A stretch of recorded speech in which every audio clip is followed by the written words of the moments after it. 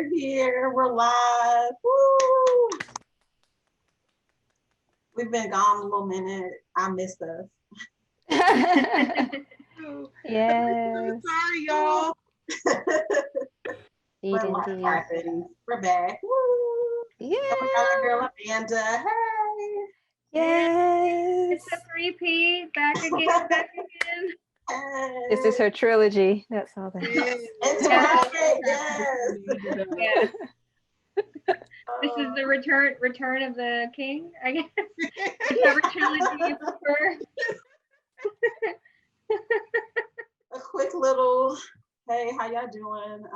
So all of our IG handles are in the corner somewhere on our screen. So of course, please follow us, follow our work.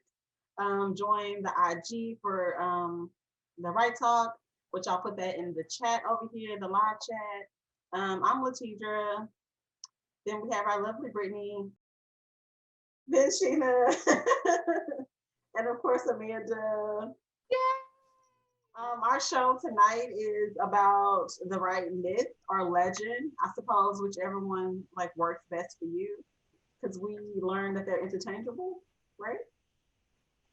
Tonight, so that's pretty cool. To some extent, but we'll get into that later. Go ahead. There's levels. There's levels.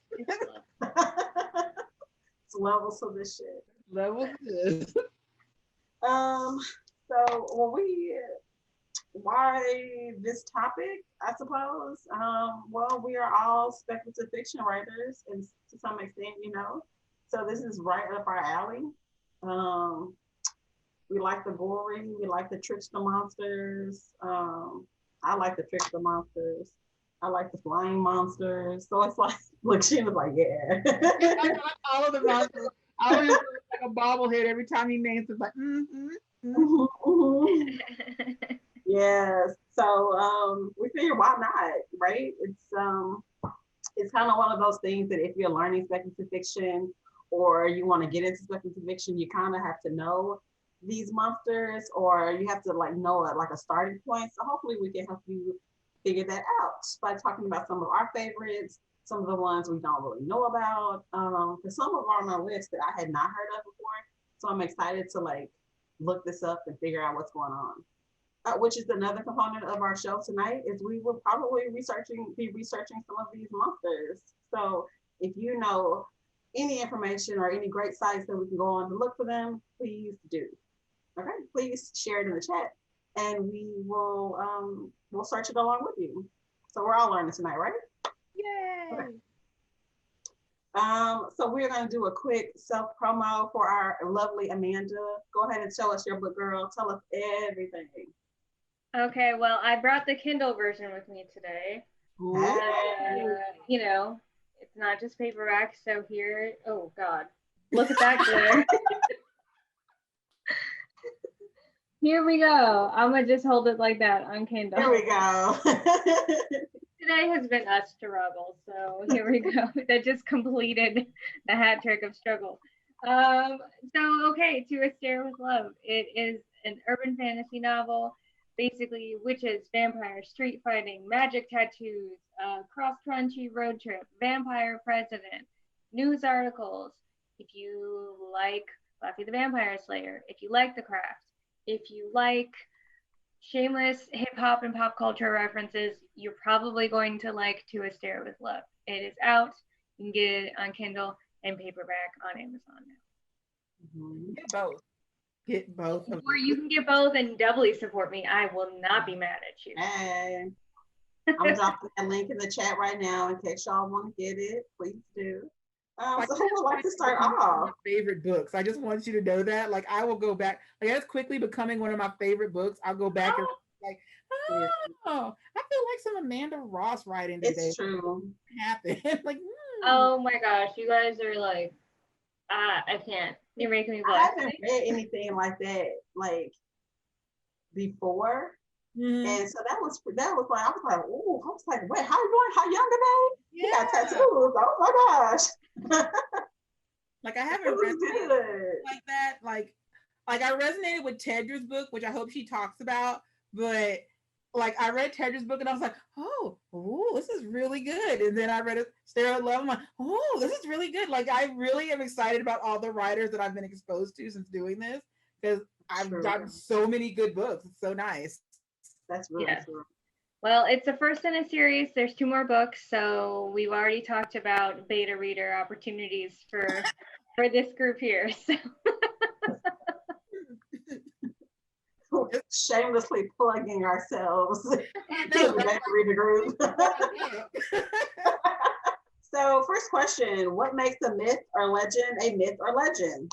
It depends on, I guess, the website or the book or the resource that you use to look it up, how it's defined. Like one site said that folklore is basically the umbrella term for everything else, but another site kept them all separate. So basically, a myth is said to be a traditional story that may answer life's overarching questions, such as the origin of the world, such as the creation myth or of a people. A myth can also be an attempt to explain mysteries, supernatural events, and cultural traditions. Sometimes sacred in nature, a myth can involve gods or other creatures. It presents reality in dramatic ways. Then we have folklore and folktale. Folklore is a collection of fictional tales about people or animals. Superstitions and unfounded beliefs are important elements in the folklore tradition. Both myths and folklore were originally circulated orally. And folk tales describe how the main character copes with the events of everyday life, and the tale may involve crisis or conflict. These stories may teach people how to cope with life or dying, and also have themes common among cultures worldwide. Then the next category is legend. A legend is a story that's purported to be historical in nature, but that is without substantiation. Prominent examples include King Arthur, Blackbeard, and Robin Hood. And then fairy tales may involve fairies, giants, dragons, elves, goblins, dwarves, and other fanciful or fantastic forces. Although originally not written for children, please note that, in the most recent century, old fairy tales have been Disney-fied to be less sinister to appeal to kids. These stories have taken on lives of their own. In fact, many classic and contemporary books such as Cinderella, Beauty and the Beast, and Snow White are based on fairy tales. Where did you get that from? I didn't hear. Thoughtco.com. So out of that list, where do you feel like your writing kind of leans to? Like more superstitious, more legend, more fairy tale? All of them except probably legend, because I feel like legend would be more so like going towards urban fantasy, where it's more like modern day or just kind of like low-key fantasy, just in my opinion. Whereas high fantasy type stuff is more so like myths, folklore, folk tales, fairy tales, that sort of thing. Mm-hmm. So what kind of creatures or creature power, if you can't talk about your book or don't want to talk about the writing while you're in the writing process, like what kind of creatures or powers are you drawn to? I guess ones that I am drawn to, anything that's pretty much interesting. Right now, I am working with a combination or a hybrid of the unicorn and Kieran. So those are the primary characters in my current work in progress. Witches, like all the kind of myths around that, vampires. I've also written, I do have a novel that is about fairies and like the different kinds of fae, like Selkies and Fukas and things like that. And that's always kind of been my favorite. I really love like Holly Black and Melissa Marr and those series. So I think those are some of my favorite myths. And then I do also have something planned for the Black-Eyed Kids. I'm not sure if you have heard of those, but they're like these creepy kids that appear to you in the middle of the night or whatever, and they have like solid black eyes. And Yeah, and it's like if you encounter them, then you just have like shitty luck for the rest of your life. And so kind of That's fucked up. I mean, that's rude. Wait, what? that's rude. No, ma'am. Okay. They're like, hey, blink twice for me. Okay, great. Okay. So I plan on writing something about that, but I think generally like any kind of thing with magic and witches is usually where I tend to land. Next. Okay, great. Sheena always trying to go fast. That's right. Y'all knew what this was when y'all got here. I was looking at her like, I am drawn to.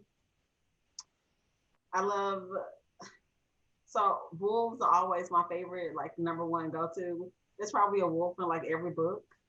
I am not ashamed of that. So if you don't like wolves, What's wrong with it? I love dragons. I have a witch's book I'm working on. And they don't have too many like other creatures that they come in contact with. For at least for this book, like other creatures are mentioned for a purpose, but it's not. They don't really come in contact with them like that. It's part of that world building process I'm learning. What else do I like? I don't know. Let me see. According to the definitions, I think I'm more folklore and legend. I also have a book about like angels and stuff. And I got really into that, like angels and demons and whatnot, for a minute. And I didn't really even know that was even going to be what the book was about. But I guess it's kind of one of those things you start writing and things like start happening. So I'm really into that right now. So yeah, that's me. Sheena. Oh, see? I was about to me. I was like, well. Were you trying to slide through without answering? Yes, Uh-huh. like, yeah. So legends are a little larger than life for me because normally like things like King Arthur, so many people love them. Like I don't mess with those because you get those fanboys, fangirls of that topic, and then you can't really do anything with it without like all of this extra that comes with it. So I usually tend to stay away from those. I love books based on like superstitions, especially ones that I'm familiar with, because to me that makes them creepier. Like if you've ever read the Scary Stories to Tell in the Dark books, I love those when they came out because I was like, oh my god, the artwork in the first editions is so creepy, and when they made them come to life in that movie that they did, especially the one in the asylum that was like the pillow lady. I was like, that was a lot for me. I was like, oh, that's scary. But the stories that I'm working on right now, I have the ongoing one that I do on my blog, which is about unicorns and possibly witches. We'll see what happens because I'm writing that one real time. I don't know. When we see what this one's about. I love that. The one that I'm working on for NaNoWriMo is going to be about fairies, and I usually lean towards fairies simply because they're very capricious and there's a lot of things that you can do with them. So I enjoy fairy tales of like from every country. Like I have so many books about myths and legends and folklore from like all over the world because I enjoy seeing what people use to entertain and scare themselves. And it's never the same thing. Like in Japan, it might be foxes. In Africa, they have like these little house fairies that are kind of like hearth and home fairies called Azizi. And they'll go in there, they might bake bread. They might clean your house. You don't know. You might have 7 years bad luck. It's whatever happened. How you treat them is what you're going to get that day. And I appreciate that. So it's like from all over the world, there are just so many stories. And being writers, I feel like we just kind of like stories to begin with. So when you're getting them, you're like, oh, that's interesting. Oh, y'all do that over there? That's great. That's scary. You can keep that all the way over with water. Don't bring that over here. Okay. But yeah, that's all I got. Asking me these questions. Y'all remember that show, Happily Ever After? Oh, is that the It was one? on HBO. Yes, I And remember they had that. the retelling of all the like fairy tales, but with like PLT. And I just thought about that when you was talking about fairies. I was like, oh, this sounds just like that show. I think the artist for those were Ralph Bakshi. I was actually talking to Brittny about his work the other day. I was like, most people are familiar with his work, but don't recognize when you see if you're not a fan, you don't really know his artwork when you see it. But he does a lot of things with fairies and stuff. And his name's Ralph Bakshi. I think I'm pronouncing it Bakashi. But yes, he did that. Yeah, while dropping into the thing. That's cool. Where are you at? Y'all keep talking. I'm gonna look it up. Oh, okay. So the next topic on our list of topics, that's right, because my phone went dark just then. How do you go about creating your own myths and legends? It depends. It's just kind of like an organic process that really doesn't have like steps to it. It's just whatever the story needs. Really, it's, I guess most of the time it's one, a creation myth. Since I write high fantasy, that's typically going to be a thing. And chances are, in the one that I'm working on in particular, that's going to play sort of a role in that story. Metaphorically, what does the myth represent? So like I'm trying to think and I'm drawing a blank. Like a particular type of behavior that may not be that may be negative. So like if you're greedy or something, if that's something, then construct a myth around that aspect of behavior of greed. So what would that character look like, or what would that creature look like? What would be their powers in relation to greed? And like construct a myth around that. Just a variety of different aspects, basically. I mean, that's the best I can say. I'm sorry, that's a very poor explanation. But yeah, it's just, you just come up with it and explain. That's how you explain how the world works. Amanda.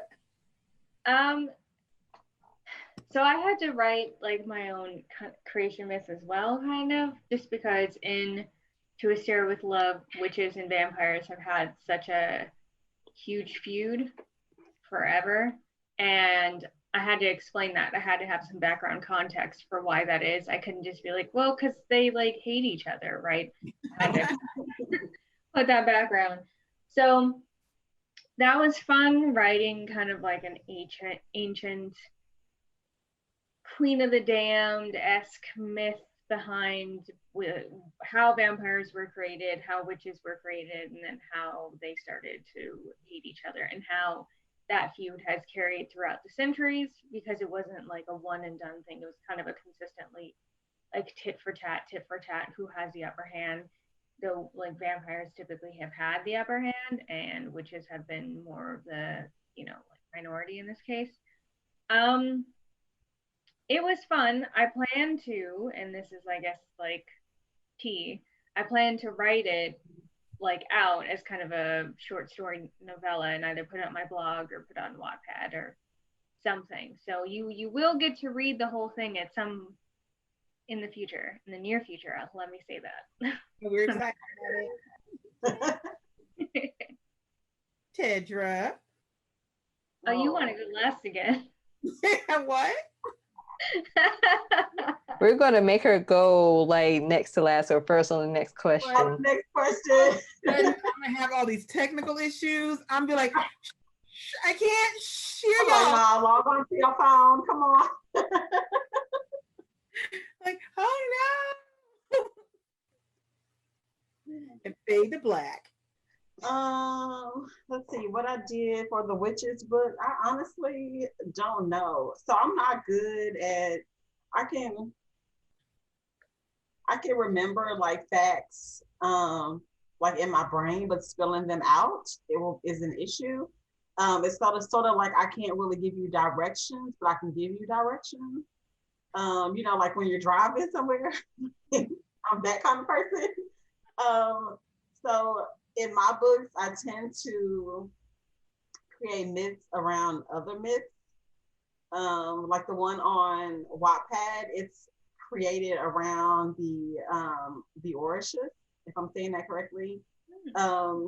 And to be not disrespectful, I didn't want it to be like, oh, I know everything about them, or you know, like I really fully understand this culture, because I really don't.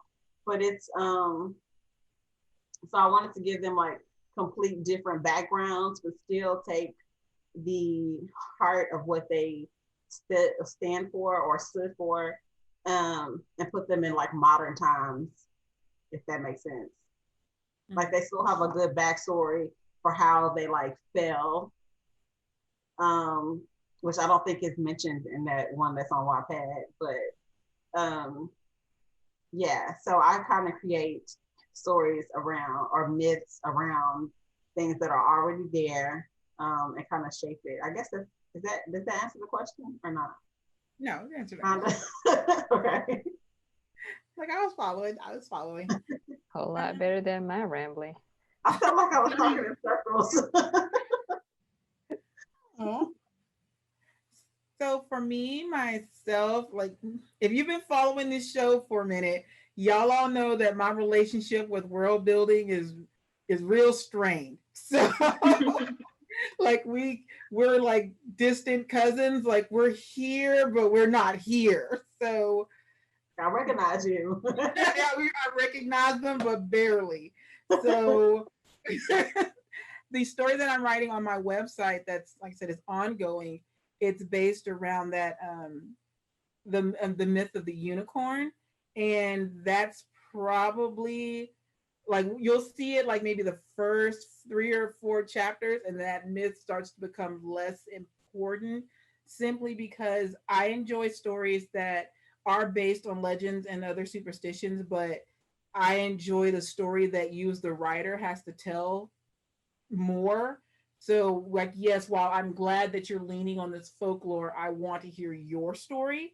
And it's not all of this, like Brittny had said, all of the stories are not happy stories. When I did my research paper on the Grimm's fairy tales, a lot of the fairy tales weren't really stories to just entertain themselves. They were stories to warn people about things, like Red Riding Hood.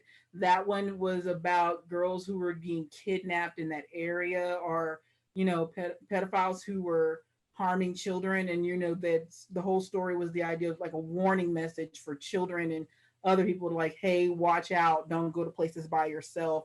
And when you're dealing with those kind of myths and legends, you have to understand that they were there to solve a problem. And when you're writing, you need to, well, I shouldn't say you need to, but when you're writing, one of the things that make your story interesting is how that myth or legend has affected the people around it. So you've made Red Riding Hood, and now there's like this whole generation of children who are suddenly afraid to go into the woods. You need them to go chop down some trees. They're not going near those trees. You told them there were wolves out there. They're not handling that. You told them that you told them the story of Cinderella, and all of a sudden nobody's trying to get along with their siblings. They're afraid their shoes going to get taken. They're afraid their husband's going to get caught. Like, it's a lot of stories that are affecting how people are living, because these are stories that are generally accepted by the society that they were told in. So I love the I don't know if you've read this series. It's edited by Ellen Datlow and Terry Windling, and it's like Ruby Slippers and Golden Tears. Like it's like 6 books worth of like retold fairy tales that is so excellent. And you get all of these different writers, and they take one fairy tale and then they twist it, and then they tell you the story that they feel is actually behind it. It's very good. That's all I had on that. That's it. Like, y'all can go to the next question. You said it's by Ellen. Terry Windling and Ellen Datlow. Found it. That's great. I'm going to add that to my my list, my reading list. Very excellent books. I think, like you said, I think there's 6 in all. They're also the editors for the year's best fiction, the year's best horror, and the year's best fantasy. I was like, y'all don't be going to look for the year's best horrors. It's that's not what we said. It's horror. My bad. Oh, so how did we talk about the wonder factor? Like No. what makes these myths and the creatures like so like fantastic and so believable, and why we as humans, I guess, get drawn to these creatures that aren't necessarily human, have a lot of our characteristics sometimes, but not necessarily us. Have you noticed that though? Like if you tell a story about another human being have something happen to her, you know, like, oh, okay. I'm sorry to hear that. When you say, but when you, as a child, when you heard those stories about the big bad wolf and all that, you were like, oh, really? Let me see that. And you remember that stuff though, but like now you tell me about things that happen. It's just like, oh, wait, remind me again what happened. You know, so what is that wonder? What's that wonder factor that makes you be like, it makes you want to sit up and listen and hear this story and this tale and actually like learn from it? Like what made those stories so great? I think for me, it's when it relates to an aspect of life. It's just a metaphor for life. I find that there's a whole lot more wonder in it when that is prevalent. It doesn't need to be anything that's on the nose, but you can get that feeling that there's like a lot of subtext going on, and that gives it that sense of being three-dimensional in a manner of speaking. Because I'm pretty sure that you might have watched some shows, like we'll use vampires as an example since most people know what vampires are and maybe have seen a show or a film or two about vampires or read books. There may be some vampire shows that resonated with you more where it has that wonder factor, whereas there may be another that is not so much. It's like, oh, they just wanted to throw vampires in there and that's pretty much it. There's nothing fantastical about them. It's just, they're just there. They're just another human being, but with fangs. So, but for me, as I mentioned, it has to have some relation to life or some aspect of it. There was a film or a short series that was based off a video game that's on Netflix. I'm trying to think of what it was called. The Dragon's Dogma, I think that's what it's called. And basically, and spoiler alert, sorry in advance, but basically the creatures that the main characters encounter are representations or manifestations of the was it 7 vices, greed, lust, and all that jazz. And so for me, that even though it's something that's generic, it still gave it some depth. Mind you, the story was a bit disjointed because they were trying to pack in a lot from a video game. So, but for me, that fleshed it out, especially like the final boss, so to speak. And when he gave his explanation about why he did what he did, I was like, well, that's pretty different. You know, he wasn't just tearing up stuff just to tear up stuff, so to speak. There was a reason behind it. And it's just that last episode was just very interesting for that character and the antagonist and the result of everything up to that point. So, but that's my spiel again. I don't know if that makes sense. What was it called? I think it's called Dragon's Dogma. Because they have different mythical creatures in it too. Like I think one was the harpy. A harpy was in it. I can't remember what the ghost thing was. There's a dragon in it. There's goblins, I think there was. So it had some of your typical fantastical creatures. If I find it, I'll look for the link while the next person goes, and I'll drop it in the chat. Do you think like the sort of stories that we heard back then, or not even then, like stories that resonate with you now, do you think that has a little bit of our subconscious into it? Because when we were kids, we don't really understand the meaning behind those fairy tales, even though we were told them. You know what I mean? So it's like you remember some of them, but not all of them in great detail. But you remember the ones that resonated with you the most. So do you think like subconsciously we understand or we know that it's meant for us? That's probably like not on topic at all, huh? Does that make sense? Yeah. I mean, I think it also has to do with I think it's as much as how the story is told as the context of it. I think, you can have somebody tell the story and they're super boring and you don't want to listen to them, and then you don't pay attention, I think, even as a kid. And I think it's also, as humans, we always kind of long to be extra and like, in multiple ways, like have a power or be able to live forever or be able to have the freedom of being like a wolf or something, a selkie and be in the ocean. And so I think stories where you have that, like some kind of creature, I think resonate just because it's like, oh, I wish that I could do that. Whereas like if you had a myth that was like, this little girl crossed the road and this old sad man met her and bad things happen, like you would probably be like, oh, but then move on. But it's like, oh, a wolf happened and they talked and then he ate her and all this stuff. It sounds like so preposterous also that I think it makes you pay attention. And then I think with things like vampires, which probably are like allegories for some kind of group, draining the blood of the innocent or something. I think it's the immortality aspect of a vampire that you like. It's not necessarily the act of draining blood and not being out in the sun and all that other stuff. I think for a vampire, I'm trying to remember because I watched somebody talked about the origin of the vampire a while ago, and I could be totally incorrect. So please do your own research. Don't take my word for it.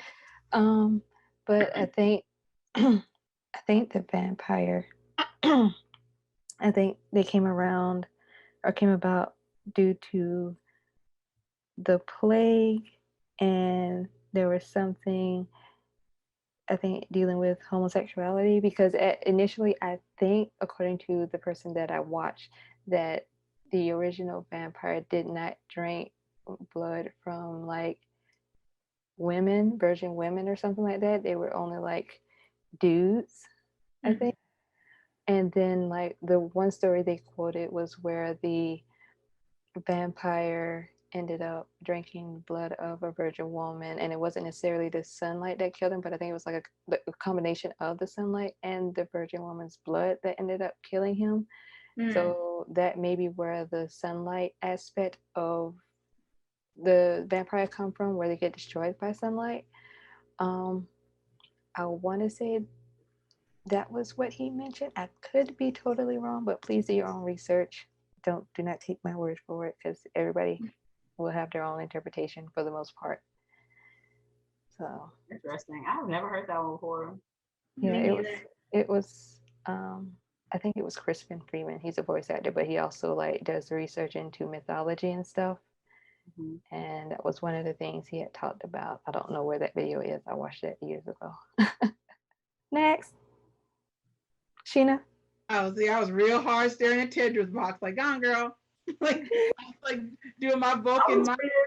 I was reading about the vampires. I was like, okay, waiting on the next person.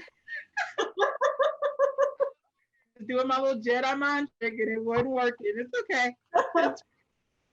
So really, sorry. Hi, baby. Sorry, Georgette decided she wanted to call me right then.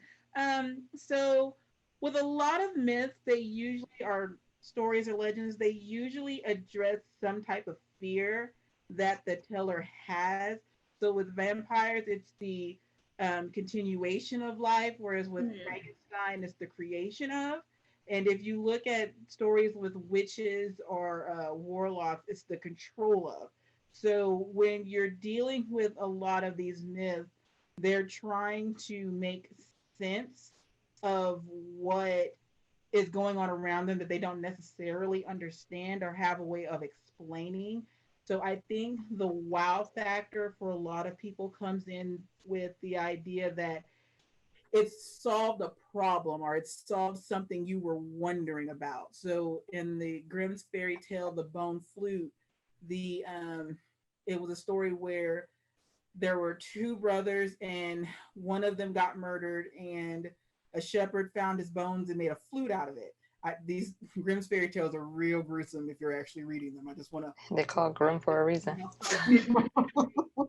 And when the boy got to the court where the guy who murdered everybody, he was chilling out in his new robes and his crown, and the shepherd started playing a song. And when he played the song, the flute started telling the story of what the king did. So in that instance, it was this need for justice or having a voice where you no longer have one. So when people are telling you these stories and they stick with you, it's something that resonated with you. Like there's a problem that maybe you were having, or maybe it was someone who was telling you the story was someone you loved very much, and it filled that need for comfort. But it is always something inside of you that's like, oh yeah, this story I will remember forever. I remember watching Songs of the South with Burr Rabbit and Burr Fox, and the stories in themselves are like they're kiddie stories on the surface, but they were created by somebody who at the time didn't really have any power. So they created these characters who were slick and they fooled the bad guys, and they were the heroes in situations that they didn't necessarily have the power to do those things. So for me, they resonated because it's that taking back of power that you don't necessarily have. And I feel like a lot of those myths and folklore that you remember, it feels or it shows you something about yourself that you may not have realized before you heard that story. Tedra, look at that. That's right. I think I did mine, didn't I? No, no, don't do us. No, ma'am. I asked the questions. How you gonna put the questions? You made them. Exactly. No, I agree with all of y'all though. I think that is the wonder factor. I think subconsciously we are recognizing those stories, and it does help as children. It helps you to feel better, to know that there is a means to an end to the suffering or to whatever like scary story that you're having, like the boogeyman's in the closet or under the bed or something, whatever. You like parents help that so kids don't get out of bed at night and they will stay in there and go to sleep, from what I remember. But yeah, I think it's those things. It's like so like with the boogeyman thing, if you're like a naughty little boy who likes to get out of his bed at night and go like jump in parents' bed or like sneak down for cookies or something like that, but you happen to be like scared of the monster, so your parents make up this story and you grow up still remembering those things, right? Still remembering the monster that's in the dark, that's lurking around the corner and stuff like that. So yeah, subconsciously I think we know, and unfortunately that still sticks with us, right? So really quick to kind of, I guess, go back to what how Sheena's explanation about myths and things, that kind of made me think about I don't know if I'm getting this branch of psychology right, but when Carl Jung, is that his name? That did all the Carl Jung, yeah. yeah. He's the one that talks about dreams and stuff. So when you were talking about myths and it representing an aspect of like a fear that we have or just something within us, would that coincide with that, do you think? Like, does that like, I guess, is that similar, It's if that makes similar sense? when you think when you're trying to explain the idea of someone making sense of an event. So like you see this in like trauma patients where they're not necessarily disassociative, but something happened maybe when they were younger, maybe when they were in their early 20s, but something occurred and they don't want to necessarily deal with it as it is because trauma is not linear. Trauma is kind of all over the place. So sometimes your mind can only deal with so much at one time, and then slow. That's why you have people who slowly have to deal with things, or they're fine for a couple of years, and then something hits them, and then like OMG, because you're still dealing with that trauma if you haven't dealt with it. So it's kind of the same thing. You're reframing it in a way that makes it safer for you to deal with, and then slowly that if you're moving forward, then you're eventually going to drop that story because you're dealing with it. But if you don't, that story becomes perpetuated. That's the story that you're sticking with, and it doesn't move anywhere because you're not dealing with it. So with stories like the ugly duckling, where you're trying to say like, oh well, don't worry, little girl, you're going to be beautiful one day, and then they identify with that and they carry it, and then suddenly something happens and they aren't ever as beautiful as they think that they're ever going to be. They're like, well, you told me this story, and you're like, look, I just did that to make you feel better, and I need you to work on that problem. And you're just like, well, this was what you told them to make it convenient for you not to talk about this issue, and now we have this problem. So it's a lot of clinging to things that we feel necessary to move forward that we don't necessarily need, but it helps, if that makes sense.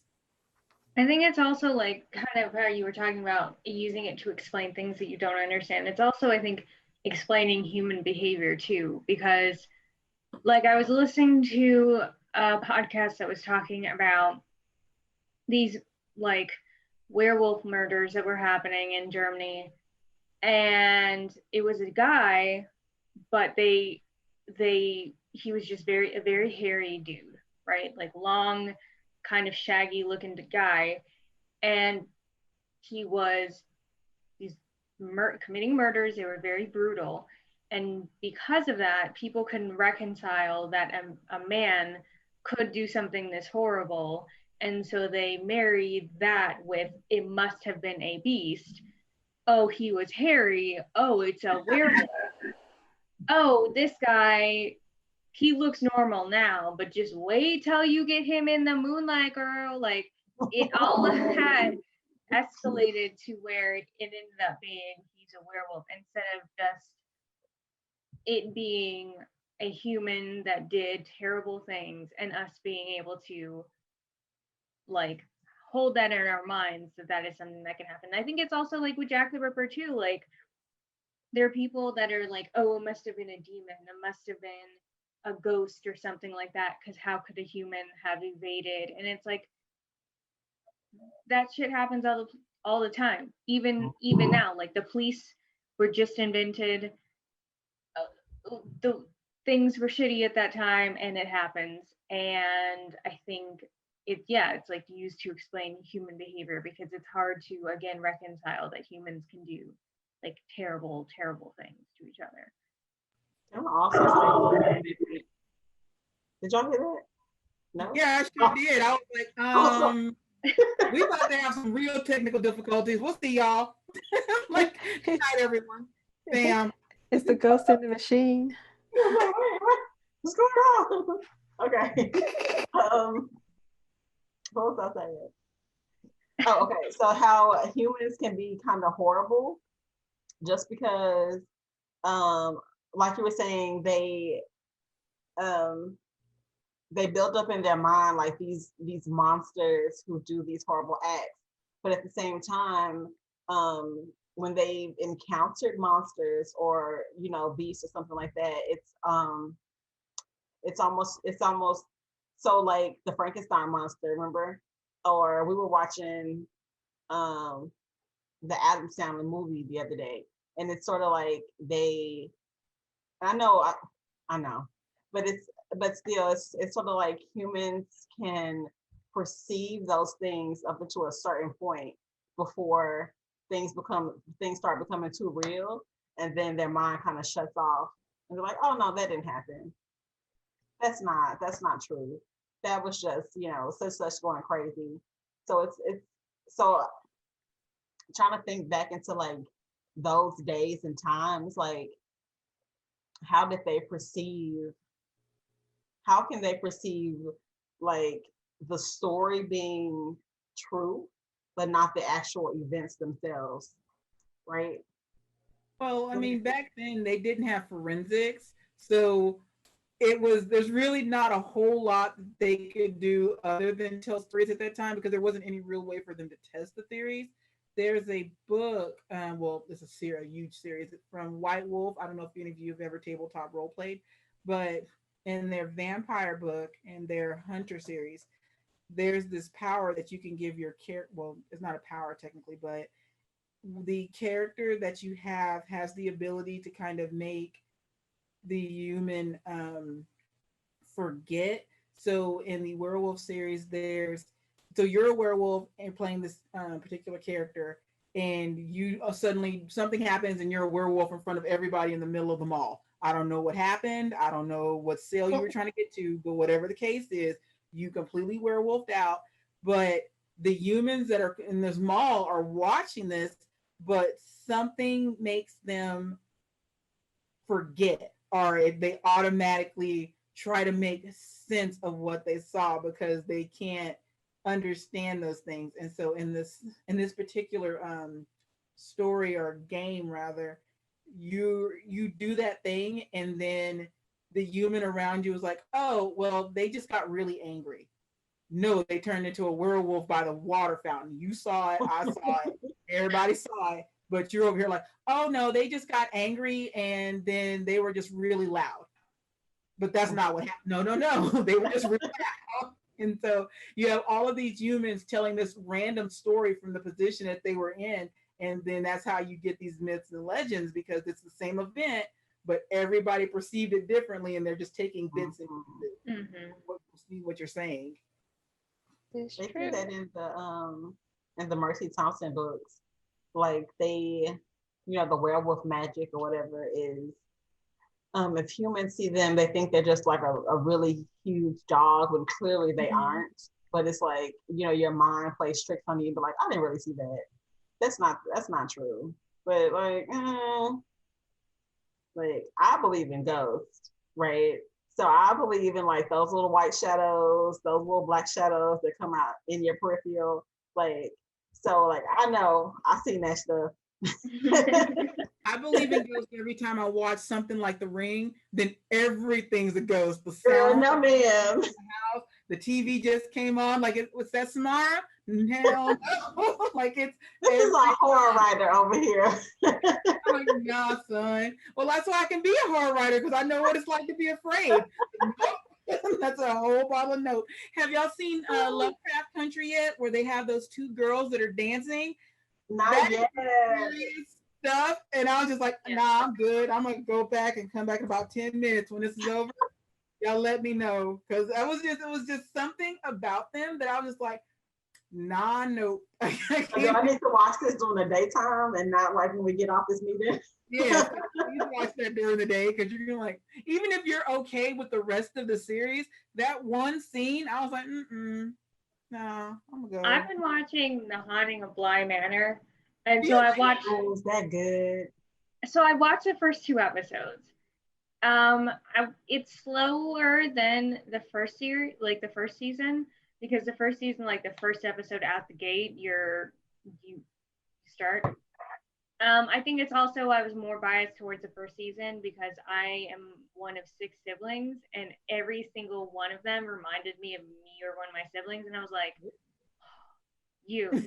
But what I like is that this director, thus far, I haven't seen a ton of jump scares, and I like the subtlety of like just having something in the background, and you see the person walk, and you see like the shadow of an arm or like a hat, or so you see something turn their head.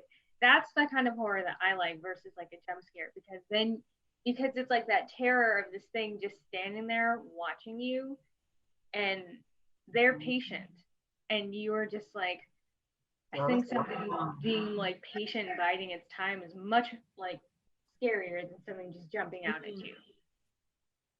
Anyway, off top. We're talking about horror. So when you see the first season, it's the same show. It's called The Haunting of Blair Manor.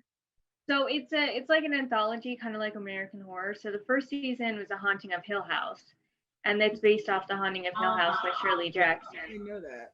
And this one is The Haunting of Bly Manor, which is based off of The Turning of the Screw by Henry James. And so I think the thing is that a lot of people are saying is that the second season is boring because Turning of the Screw is boring, and The Haunting of Hill House is just like a classic, great novel. Who knows? I would watch it, but it makes me watch it like a little bit more now. It's really good. Yeah. Well, yeah. Nice.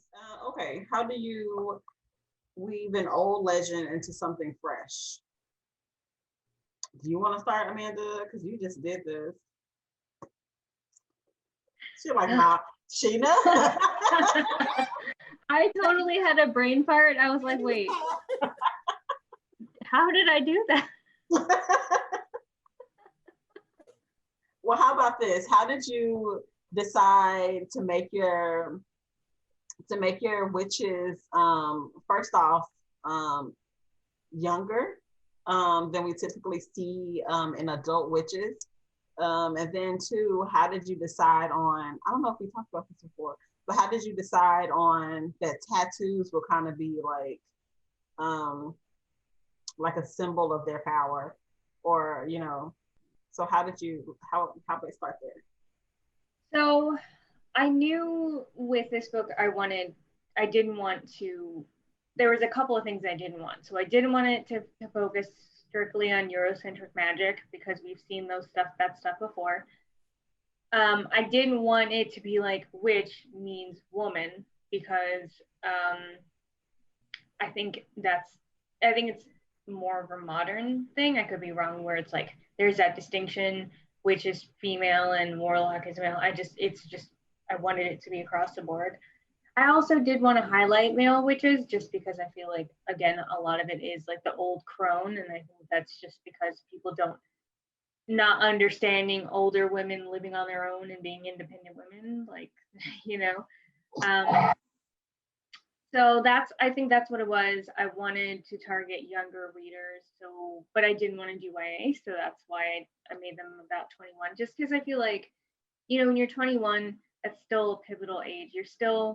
You think you're grown because you can drink now legally, and you probably have your license, you're in college, but there's still so much you don't know. And there's that opportunity to have like coming of age moments where you're able to really kind of relearn a lot of the things that you knew. In terms of the tattoos, I just thought it'd be a really cool idea to have like magic tattoos where you get a tattoo of flames and suddenly you can wield fire, or you can get a healing tattoo, or you can get a tattoo of like a kind of plant matter and suddenly you can poison people. I really thought that was awesome. So I wanted to leave that in. Come on, Miss Trolls and Unicorns. Oh, okay. What was the question? Because I got kicked, and I was like, and it was I so weird. saw. All of y'all got really still, and I was like, man, I was talking bad about Samara, and here she came. Like it was a lot. So, what was the question? I am so sorry. How do you weave old legends into something fresh? Um. Or do Okay. you? So since I don't do a lot of world building before I start writing, I don't necessarily find it that difficult to take old legends simply because there's so much happening in our world right now that you can apply our legends to, our legends from other places to. I don't necessarily feel like it's that difficult. So for instance, so you have all 15 seasons of with Dean and Sam. What's the name? Oh, supernatural. Yes, Supernatural. So theoretically, everything that they're hunting in that series is somebody's legend. It's somebody's folklore. It's somebody's scary story. And their one job is to use modern technology and hunt them all down. If you didn't want to do the I hop in a car and roll all over the country, you could easily do a okay, so now I'm clairvoyant. I can sense monsters as I walk by, and every time something happens, I just type in the name on my phone and it tells me how to kill them. So I'm over here Wikipedia looking at this monster. Whoa, like, hey. that's dope, yo. And then like, I guess we're gonna take care of this right now. That's dope. And then you have and then you have like all of these games now, like the Harry Potter games or the Pokemon games that you hold up your phone next to a building and all of a sudden you see monsters. Guess what? 15 points to Gryffindor because I'm about to kill this. Like it doesn't matter. You're just there's so many different ways that technology now has made it easy to get things. I don't feel like you can go hop through, you can get you a book of Grimm's fairy tales, open that up, and then just whatever page you land on, bam, you can apply a computer to that, and it's a brand new story. Like, good luck and thank you. I would like to link to that when you write it so I can read it, but it's like this. This is really annoying. So theoretically, I could totally put her in a fairy tale talking about how we got rid of all of these using things like scanners and stuff, but sorry. And it's just there's so many different ways, especially since there's a lot of stories that we haven't gotten to because like Amanda said, we focus a lot on Eurocentric fairy tales. There are stories from all over the world that right now you could be applying your modern day magic with, and they would be amazing. So you have kitsunes from Japan, and every time you see their tales, all of a sudden you're making A's for the rest of the year.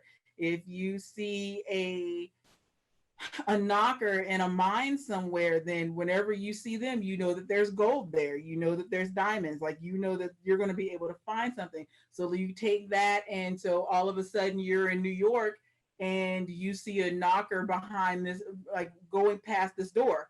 All of a sudden you open that door, and then there's like all of these random gold bars because all of his stuff was mined from there. So whenever you see a knocker, you know that there's something valuable there because they followed their treasure to wherever it was now. So I believe knockers are from England or Scotland. So you're here in Podunk Town, Minnesota, someplace that you've never heard of before, and all of a sudden you see all these knockers because they've transported all of their gold and diamonds, and they're like, "Nah, we following our money." So now they're here. So, like I said, there's just so much that you can do to apply all of the, especially with all the things that are happening, that you can just make stories off with. It reminds me of American Gods. Have y'all read that? I'm so aggravated because I love that whole series, but the way they did Orlando Jones, I'm like, I know. I'm so mad because I loved it. I was like, why are y'all doing this to me right now? So, man, he was so great in there. Like the way he switched accents every time, I was just like, oh my god. You just did. I didn't even know I was going to like him that much until that very first scene when he was on that slave ship, and I was like, yeah. Like, all of a sudden, I wanted to write to my governor. I wanted to protest. I wanted to call for people. I was like, oh. So it was so good.